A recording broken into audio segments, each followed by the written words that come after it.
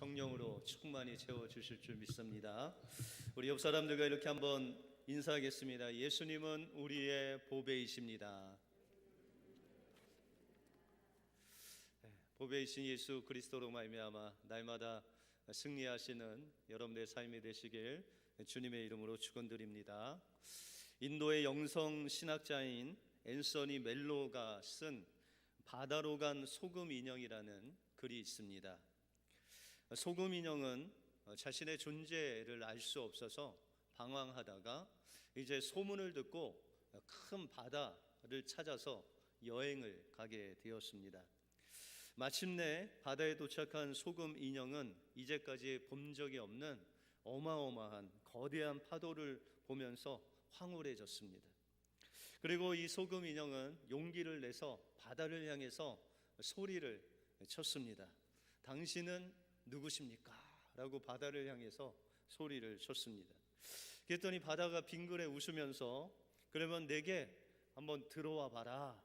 그러면 내가 바다를 알 것이다. 그래서 이 소금 인형이 바닷속으로 들어가는 순간 그 바다의 물결에 자신의 발목이 녹아 들어갑니다. 이 발목이 녹아 내리자 소금 인형은 이 발목이 사라지면서 아파왔습니다. 그럼에도 불구하고 바다의 파도는 계속되어서 그의 허리까지 밀려오고 또한 허리 밑에 다리가 없어지고 가슴까지 밀려옵니다. 마지막에는 그의 목과 머리가 바다에 잠기게 되고 이 소금 인형은 아주 자그마한 소금 알갱이만 남게 됩니다.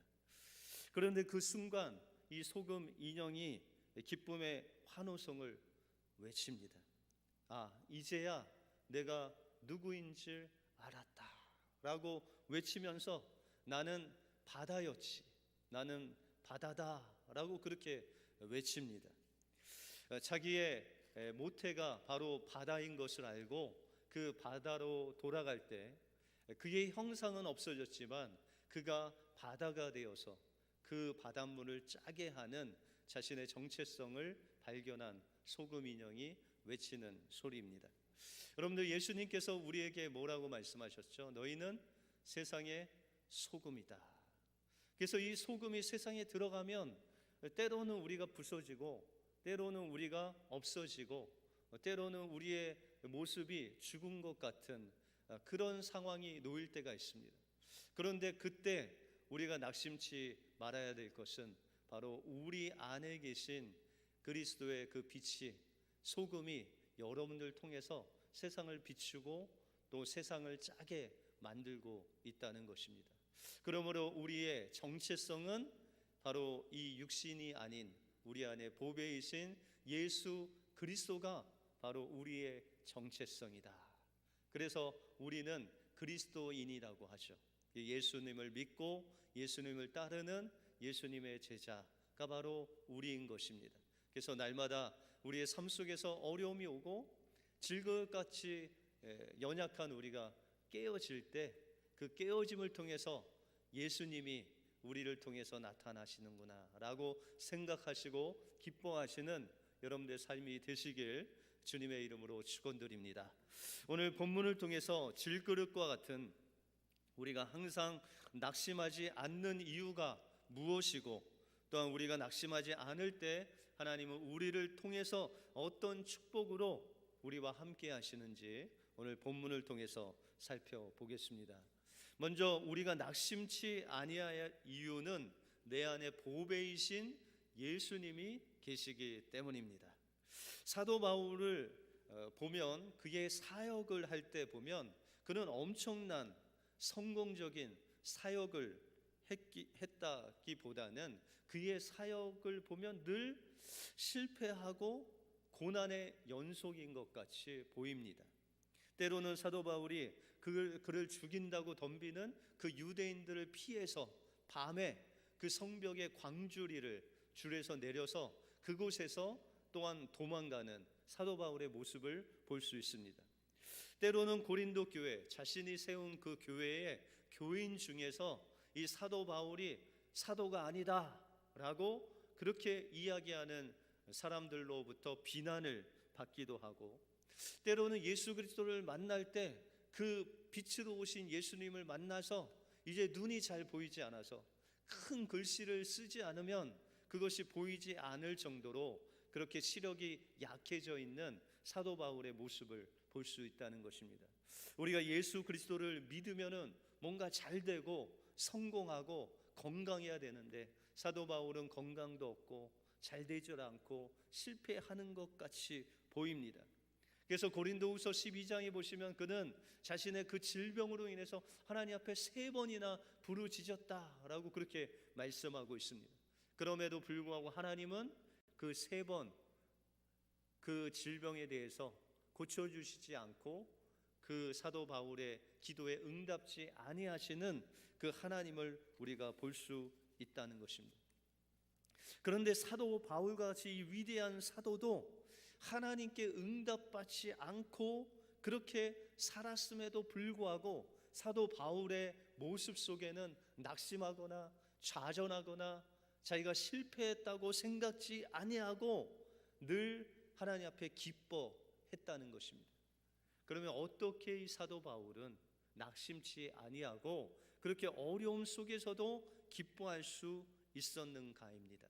오늘 7절에 보시면 우리가 이 보배를 질그릇에 가졌으니 이는 능력의 심히 큰 것이 하나님께 있고 우리에게 있지 아니함을 알게 하려 함이니라 라고 말씀하고 있습니다. 하나님은 우리가 예수 그리스도를 믿을 때 빛이신 하나님의 영광 되신 예수 그리스도의 빛의 그 생명이 우리 마음속에 임했다는 것입니다. 그러므로 우리의 속사람은 날마다 예수 그리스도로 말미암아 새로워지는 놀라운 그 빛의 경험을 하기 때문에 이 사도 바울은 날마다 찬양할 수 있었다는 것입니다. 오늘 6절에 보시면 어두운 데서 빛이라 하시던 그 하나님께서 예수 그리스도의 얼굴에 있는 하나님의 영광을 아는 빛을 우리 마음속에 비추셨다라고 했습니다. 여러분들, 우리가 예수 그리스도를 믿을 때 빛이 있으라 하셨던 그 창조의 하나님께서 여러분들 마음속에 예수 그리스도의 얼굴의 빛을 여러분들의 마음에 비춰 주셔서 성령으로 예수님이 여러분들 안에 빛으로 생명으로 오셨다는 거예요. 그것이 바로 보배이신 예수님께서 내 안에 내주하시는 놀라운 은혜가 우리 심령 속에 임했다라고 말씀하고 있다는 것입니다. 그런데 우리의 삶을 보면, 우리가 예수 그리스도를 믿고 우리의 삶을 보면 여전히 고난이 있고 어려움이 있고 기도가 응답이 안 될 때가 있다는 것입니다. 여러분들, 예수 믿으면 형통해야 되잖아요. 그래서 어떤 분들은 예수님을 믿고 내가 형통해야 되는데 그 형통은 어제 주식을 샀는데 오늘 아침에 깨보니까 10배로 막 불려 있고, 땅을 샀는데 갑자기 그 주변에 개발이 돼 갖고 땅이 막 천정부지로 막 땅값이 올라가고, 로또를 샀는데 그렇게 안 맞던 로또가 막 예수 믿고 나니까 막 맞고, 이게 형통이라고 생각하지만 그것은 하나님이 주시는 형통이 아니라는 거예요. 하나님께서 주시는 형통은 그 외적인 것으로 기뻐하는 것이 아니라 내 안에 죄로 인해서 죽을 수밖에 없는 우리의 심령들이 주님이 대신 우리를 위해서 죽음으로 말미암아 이제 죽지 않고 영원한 생명이 우리 안에 있다는 그 예수 그리스도로 말미암아 기뻐하는 것, 그것이 바로 하나님이 함께 하시는 것, 그것이 바로 형통한 삶이다라고 말씀하고 있다는 것입니다. 여러분들 안에 또 여러분들 옆에 예수님 그분이 계시는 것이 형통이다라고 말씀하고 있다는 것입니다. 그래서 여호수아서 1장에 보시면 모세가 죽고 여호수아가 후계자로 서는데 그는 몹시 마음속에 두렵고 떨림이 있었습니다. 왜냐하면 그 위대한 모세가 하루아침에 하나님께서 부르러 가시고 이제 요단강을 건너서 가나안 땅을 이제 전쟁을 해야 되는데 그 가나안 족속과 전쟁할 수 있는 그런 상태가 아니에요. 그래서 마음에 떨리고 두려움이 있는데 하나님께서 그에게 말씀하시기를 내가 너에게 명한 것이 아니라 마음을 강하게 하고 담대히 하라라고 그렇게 말씀하십니다. 하나님께서 그 여호수아의 마음을 강하게 해 주신다는 거예요. 근데 우리가 착각하는 것은 우리가 예수 그리스도를 믿으면 질그릇과 같은 우리가 은그릇이 되고 금그릇이 되고 보석 그릇으로 변하는 줄 알아요. 능력이 없던 우리가 막 능력이 생기고, 힘이 없던 우리가 막 힘이 생겨서 삼손같이 막 능력 있는 그런 사람으로 변화된다고 생각합니다. 그런데 오늘 본문에 보시면 우리는 연약한 질그릇이라는 거예요. 예수 믿고 나서도 변함없이 질그릇이라는 거예요. 쉽게 부서지고 한번 깨지면 어떻게 다시 만들 수 없는 연약한 질그릇으로 우리가 있다는 거예요.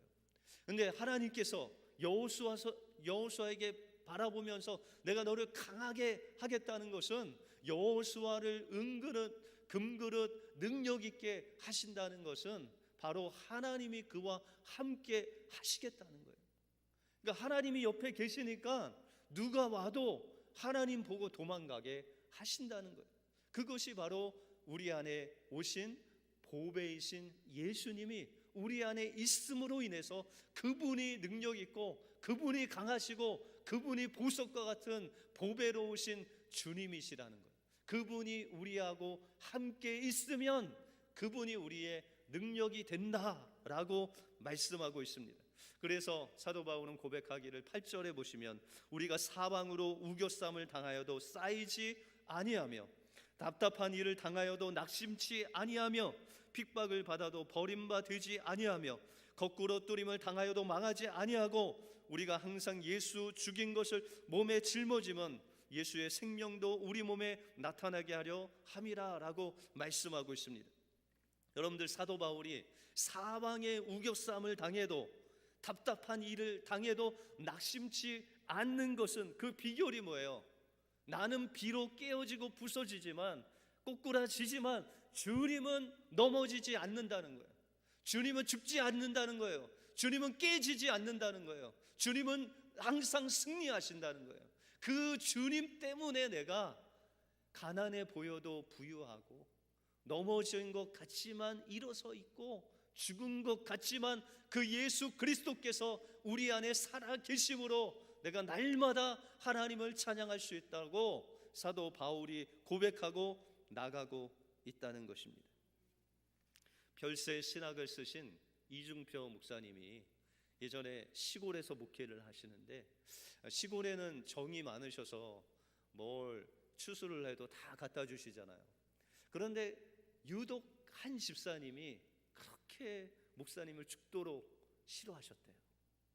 그래서 목사님이 그 집사님만 보면 저 집사님은 목사를 괴롭히기 위하여 역사적 사명을 띠고 이 땅에 태어나서 충성스럽게 그 일을 행하시는 분이다라고 생각하고 기도하기를, 하나님, 저는 도저히 저 집사 꼴을 못 보겠습니다.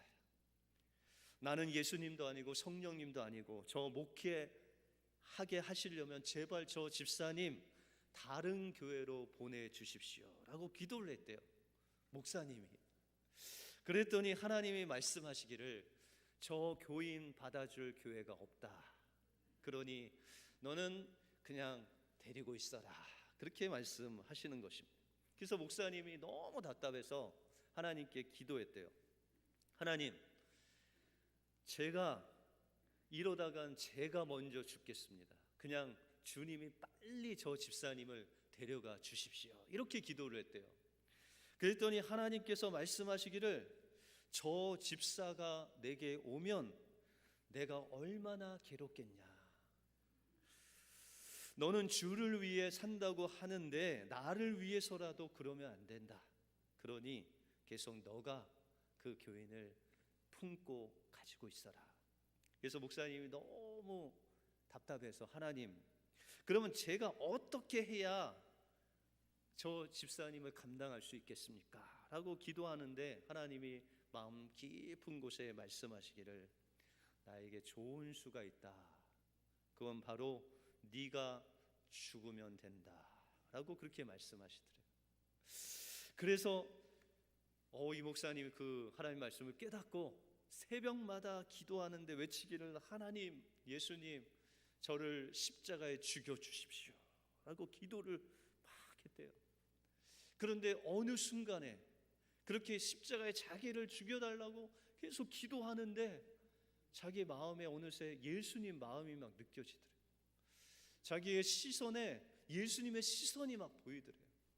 그래서 사람들을 예전에 봤을 땐 그냥 지나쳤는데 이제는 그 사람의 마음이 막 보이고 그 사람이 불쌍해 보이고 측은히 여기면서 그 사람을 위해서 기도할 수 있는 예수님의 마음이 막 부어지더래요. 그래서 예전에 집사님만 보면 막 그 속에서 우라가 막 치밀어 올랐었는데 이제 주님이 주신 그 마음으로 보니까는 왜 그렇게 그 집사님이 불쌍해 보이는지, 짠하게 보이고, 정말 그 집사님이 품어지는 놀라운 은혜가 있대요. 그래서 그 다음부터 그 집사님한테 주님의 사랑으로 막 대하니까 그 집사님이 전에 맨날 문제만 일으켰는데 그 문제가 막 사라지고, 목사님이 막 맨날 그냥 원망 막 일어나고 화만 막 일어났었는데 본인이 십자가에 죽으니까 그 화가 없어지고 원망이 없어지고 주님의 그 사랑의 마음이 막 불일 듯 일어나는 놀라운 역사를 체험했다는 거예요. 그래서 이 이중표 목사님이 신학의 이름을 별세 신학이다 라고 해서 책을 내셨는데, 그 별세 신학은 다른 것이 아니라 내가 죽었더니 하나님의 나라가 내게서 임했다. 내가 십자가에 죽으니까 주님의 그 살아계심이 나를 통해서 나타났다. 바로 그 천국이 내게 임하더라. 그것이 바로 별세 신학이다 라고 말씀하시는 것입니다. 비록 때때로 우리가 깨어질 때가 있습니다. 주님이 원수는 사랑하라, 원수를 사랑하라 하는데 어떻게 원수를 사랑합니까? 그 비결이 뭐죠? 내가 십자가에 죽으면 원수가 사랑할 수 있다는 거예요. 이와 같이 이 사도 바울이 때로는 자기가 세운 그 교회 사람들이 자기를 비방하고 사도가 아니라고 하고, 어떻게 너는 사도로서 그 병 하나 못 고치냐고 그렇게 조롱하는 그들도 십자가에 자기가 죽고 나니까 깨지고 부서져도 그를 통해서 예수의 그리스도의 사랑과 생명이 드러나는 놀라운 역사가 일어나게 되었다는 것입니다. 우리에게 어떠한 상황 속에서 어떠한 어려움이 몰려올지라도 우리 이 육체를 십자가에 못 박을 때 하나님께서는 여러분들 안에 있는 그 보배이신 예수 그리스도의 생명이 여러분들 통해서 이웃들에게 세상에 드러날 줄 믿습니다.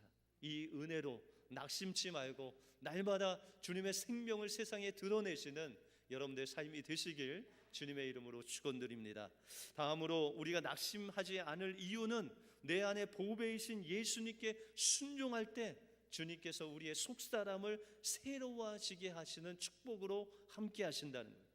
사도 바울은 고린도 교인 중에 그를 비방하고 사도가 아니라고 하는 거짓 교사들의 비방이 있었지만 그는 그의 삶을 통해서 그가 정말 하나님의 사도라는 것을 증명하면서 살았다는 것입니다. 오늘 11절에 보시면 우리 산자가 항상 예수를 위하여 죽음에 넘기우면 예수의 생명이 또한 우리 죽을 육체에 나타나게 하려 함이라 라고 말하고 있습니다. 사도 바울은 수많은 어려움을 겪었습니다. 그의 삶 속에서 좀처럼 잘 사는 것 같이 보이지 않았습니다. 깨어지고 부서지고 넘어지고 때로는 돌에 맞아서 때로는 태장에 맞아서 거의 죽게 될 일들이 있었다는 거예요. 때로는 배를 타다가 파선이 돼서 3번이나 그 사경을 헤매다가 일어나기도 했다는 것입니다. 그런데 그의 삶을 자세히 보면 죽은 것 같으나 살아있는 자였고, 넘어지는 것 같으나 일어서고, 실패한 것 같으나 그의 인생 전체를 보면 성공한 사람이 바로 사도 바울이었다는 것입니다.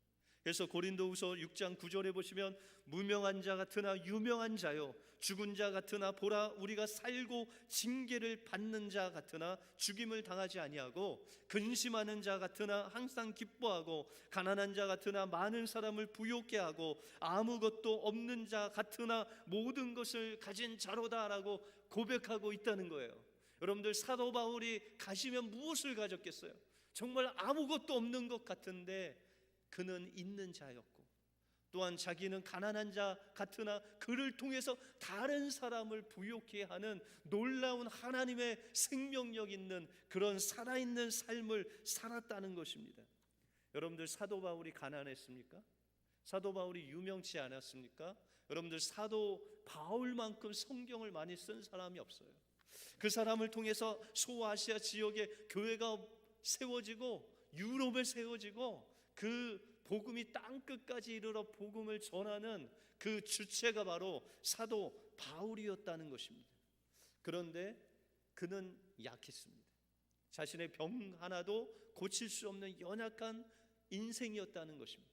그런데 그가 약하면 약할수록, 죽으면 죽을수록 그 안에 있는 주님이 나타나 그가 더 강한 자가 되었다는 것입니다. 그래서 고린도후서 12장 10절에 보시면, 그러므로 내가 그리스도를 위하여 약한 것들을 능욕과 궁핍과 핍박과 곤란을 기뻐하노니 이는 내가 약할 때에 곧 강함이다 라고 고백하고 있다는 것입니다. 사도 바울이 왜 이렇게 약해졌죠? 여러분들, 믿는 자들이 왜 세상에서 이렇게 때로는 부서지고 때로는 깨지고 때로는 죽고 왜 그렇게 해야 되죠? 우리 안에 예수님이 오셨기 때문에 그 예수님 안에서 순종하며 주님과 동행하는 삶을 살아가기 때문에 우리가 때로는 넘어진 것 같고 때로는 죽은 것 같고 때로는 힘없이 보이고 그런 삶을 사는 거예요. 그것이 어떤 삶이에요? 주님의 말씀에 순종하는 삶에 나타나는 흔적들이다라고 말씀하고 있다는 것입니다. 그런데 겉으로는 우리가 약해지는 것 같아요. 여러분들, 세월이 흐르면 흐를수록 우리의 이 겉사람은 약해져요, 강해져요? 약해질 수밖에 없어요. 그런데 우리가 이 겉사람을 보면 늘 낙심하고 좌절할 수밖에 없다는 거예요. 그런데 사도 바울의 모습을 보면 그의 겉사람은 후패하는데 그 속사람이 날마다 새로워지는, 날마다 강해지는, 날마다 생명력 있는 놀라운 은혜가 이 사도 바울 그 속사람 속에 있었다는 거예요. 그래서 오늘 16절에 보시면, 그러므로 우리가 낙심하지 아니하노니 겉사람은 후패하나 우리 속사람은 날로 새롭도다라고 고백하고 있다는 거예요. 여러분들, 이중표 목사님이 한 집사님을 미워해서 그 십자가에 자기를 못 박아 죽으니까 그 안에 있는 예수 그리스도의 사랑이 막 교회 안에 흘러 나오게 되었다는 거예요. 그러므로 예수님을 잘 믿는 사람은 누구냐? 고난이 없는 사람, 핍박이 없는 사람, 깨어짐이 없는 사람이 아니라 예수님께 순종함으로 때로는 깨어지고 때로는 부서지지만 그 부서짐을 통해서 예수 그리스도가 그의 삶 속에 드러나는 그 사람이 바로 예수님을 잘 믿는 사람이다라고 말할 수 있다는 것입니다. 울고 있는 사람들과 함께 울 수 있어 행복하다라는 베스트셀러를 쓴 유종옥 사모님은 기도하시는 친정 어머니 밑에서 자란 아주 크리스찬이었습니다. 그런데 그가 정말 평생에 딱 한 가지 기도하지 않은 것은 배우자를 놓고 기도하지 않았대요. 근데 이 배우자를 만났는데 기도하지 않았으니 이 크리스찬이 아닌 난 크리스찬을 만난 거예요. 그래서 그 남편하고 결혼을 할 때 그 시댁 식구들이 그렇게 반대를 했대요. 그래서 시 숙부는 결혼했는데도 이혼하라고 맨날 그냥 핍박을 하고, 그 시 아버지는 결혼 못하게 그냥 물을 끼얹고 시어머니도 그렇게 핍박을 했대요. 그렇게 핍박 속에서도 결혼을 했는데 그 처음에는 남편 사업이 너무 잘 됐대요. 그래서 그 남편이 물건을 한 10개월 동안 만들고 2개월 동안 그걸 팔아서 사업을 하는데 날마다 파는 그 돈이 하루에 3천만 원씩 벌었대요. 그러니 뭐 그 2개월 동안 벌면 몇 억을 벌었겠어요. 그런데 이 남편이 사업이 잘 됐는데도 불구하고 남편은 잘 되면 잘 될수록 매일 밖에 술 먹고 또한 타락한 삶을 즐겼대요. 그래서 이 유정옥 사모님이 너무 안타까워서 기도를 하루는 하는데, 하나님, 제 남편 사업이 망하게 해주세요라고 기도를 했대요. 근데 하나님이 진짜 그 기도를 들으시고 6개월 안에 그 사업이 망하게 하시는데, 그 집이 완전히 부도가 나서 밖으로 내어 쫓기게 됐대요. 그 충격으로 이 유사모님은 대장에 또 이상이 생겨서 그냥 출혈이 생기는 그런 병을 갖게 됐대요. 그런데 어느 날 이 남편이 너무 어려우니까 1,000만 원이 꼭 필요한데, 어디서 들었는지 이 아내 유정옥 사모님께 와서 이야기를 하더래요.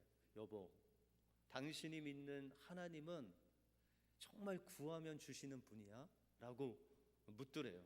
뭐 진짜 하나님 하자도 못 구하게 하는 그 남편이. 그래서 이 사모님이 좋아서, 그럼 하나님께 구하면 하나님이 모든 것 다 주시지. 그래서 이 사모님이 시 누이와 함께 기도원에 가게 됐대요. 그 일을 위해서 막 기도하는데, 그 시 누이가 하나님의 역사로 예수님을 믿고 하루만 갔다 온다는 그 기도원이 3일을 기도하게 됐대요. 그래서 이제 내려오는데 걱정이 되는 거예요. 남편한테는 하루 갔다 오기로 했는데 3일이 지나버렸어요. 그래서 이제 남편에게 혼날 줄 알았는데, 하나님이 그 3일 동안 남편에게 역사하셔서 장모님이 아는 지인을 통해서 1,000만 원이 빌려지게 된 거예요. 그래서 남편이 예수님을 믿게 되고, 자기도 이제 기도원에 가겠다고 해서 기도원에 가서 병 고치는 은사도 받고, 자신이 하는 그 모든 것들을 내려놓고 목사가 되겠다고 신학교 가서 목사가 됐대요. 이 기막힌 일들을, 간증들을 이종우 사모님이 글로 이제 써서 그것이 책으로 만들어졌어요. 그런데 하나님의 은혜로 이 책이 3일 만에 2,000권이 팔리고 뭐 순식간에 막 베스트셀러가 된 거예요. 근데 상상도 못한 인쇄가 계속 통장으로 오는 거예요. 그래서 기도하다가 하나님께서 그 돈을 뜻있는 데 쓰라고 하시면서 가장 아파하는 사람을 위해서 써라라고 그렇게 말씀하시더라고요. 그래서 이 사모님이 좀 유명해져서 우리 이 이웃인 뉴저지 연합감리교회 와서 간증을 하게 됐대요. 그 간증을 끝나고 목사님과 뉴욕 맨하탄을 이렇게 쭉 보고 돌아오는데, 어떤 노숙자들이 교회 담벼락에서 잠을 자고 있더래요, 저녁에. 그래서 그 사모님이 이 노숙자를 처음 본 거예요. 한국에서도 보지 못했는데. 아니 목사님, 저 밖에서 자는 사람들 교회 안에서 좀 재워주면 안 돼요? 그랬더니 목사님이, 교회 담벼락이니까 저렇게 자는 거지 다른 담벼락에서는 잘 수도 없다는 거예요. 그러면서 지금 한국에는 IMF가 터진 이유라 노숙자가 많이 있다는데 사모님 아세요? 그랬더니 사모님은 전혀 몰랐던 거예요. 그래서 이제 한국으로 돌아가서 이 노숙자들이 어디 만나 설치를 해보니까 바포주는 이 최일도 목사님이 하시는 그 다일 공동체가 서울역에 매일 아침 11시마다 밥을 준다는 소문을 듣고 새벽 6시 반에 그곳에 갔대요. 근데 그곳에 가니까 새벽인데 6시 반인데 할아버지 한 30명이 거기에 줄을 서 있더래요. 그래서 물었대요. 아니 할아버지, 이제 아침 11시에 밥을 주는데 지금 새벽 6시 반인데 왜 여기서 줄을 이렇게 서 계세요? 라고 물었더니 할아버지가 말씀하시는 것이, 우리는 힘이 없어서 이렇게 11시에 줄을 쭉 쓴다는 거예요. 그래서 줄을 서는데 700명까지는 밥을 주는데 700명 이후로부터는 밥을 주지 않는다는 거예요. 근데 지금 서지 않으면 계속 사람들한테 밀려갖고 점심을 얻어먹기가 힘들다.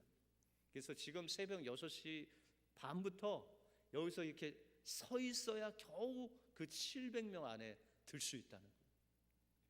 그러면서 그 사모님에게 그 할아버지가 말씀하시는 게, 세대 우리에게 무엇인가 주려면 우리가 11시까지 기다리기가 너무 어려우니까 아침을 좀 줬으면 좋겠다. 아침에 밥을 주지 못해도 뜨거운 물이라도 아침에 우리에게 달라라고 그렇게 이야기를 했대요.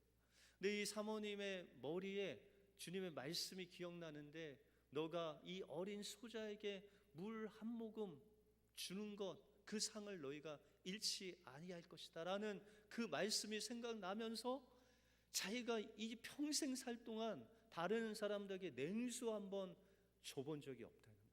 그래서 하나님 앞에 회개하면서, 하나님, 10,000원이 들어오면 10,000원을 그들에게 주겠습니다. 10만 원이 들어오면 10만 원어치 그들 섬기겠습니다 하고, 그 다음 날부터 이제 양은 주전자를 가지고 물을 싣고 전자레인지를 탁 싣고 가려고 하는데, 그 마음속에 아니, 이 뜨거운 물만 주면 안 되겠다, 이 뜨거운 물로 컵라면을 좀 해서 줘야 되겠다라고 해서 컵라면을 가지고 와서 그때부터 이 컵라면을 나눠 주기 시작했대요.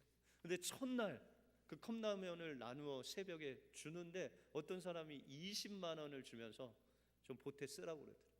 이 사모님이 얼마나 속상한지, 이제 하나님께 내가 코를 꿰었구나, 이 20만 원 갖고 내일 또 20만 원치를 또 사와야 되잖아요.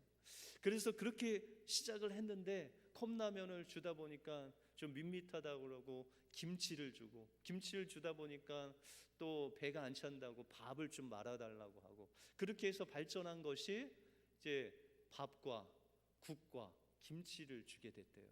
그리고 얼마 되지 않아서 이 몇십 명의 사람들이 아닌 1,000명에게 그 아침마다 그 국과 밥과 김치를 주는데, 새벽 2시에 교회에서 밥을 하기 시작하면 2시간 동안 1,000명분의 밥을 한대요. 그리고 10명이 1시간 동안 밥을 퍼서 해야 그 1,000명분을 준비를 한답니다. 그래서 그가 이제 서울역에 도착하면 5시 반 정도 되는데 5시 40분부터 예배를 드린대요. 여러분들, 노숙자들이 교회에 가서 예배를 드리려고 하면 사람들이 1,000원을 주면서 가라고 그런대요. 그래서 그거 없어도 되니까 내가 예배 드린다고 하면 2,000원을 주고 가라고 그런대요. 왜요? 들어오면 냄새 나니까 예배에 못 들어오게 하는 거예요. 그리고 2,000원 줘도 안 가고 또 버티면 사람들 불러서 아예 내쫓은대요. 그래서 그 노숙자들이 하나님께 예배 드리고 싶어도 예배 드리지 못해서 5시 40분부터 15분 동안 예배를 드리면 그 씻지 못한 손을 올려서 하나님께 예배를 드리고, 그 예배를 돕는 사람들이 시각장애자들이 와서 찬양하면서 그들과 함께 그냥 찬양하고 예배할 때 그 놀라운 역사가 일어난다는 것이. 결혼 초에 그렇게 이혼하라고 했던 숙부님은 장로가 되어서 서포트를 하고, 물을 끼얹은 그 시아버지는 집사님이 됐고, 그렇게 반대했던 그 시어머니는 권사가 돼서 그 시댁 40명의 그 식구들이 다 예수 믿게 되는 놀라운 역사가 일어나게 되었다는 것입니다.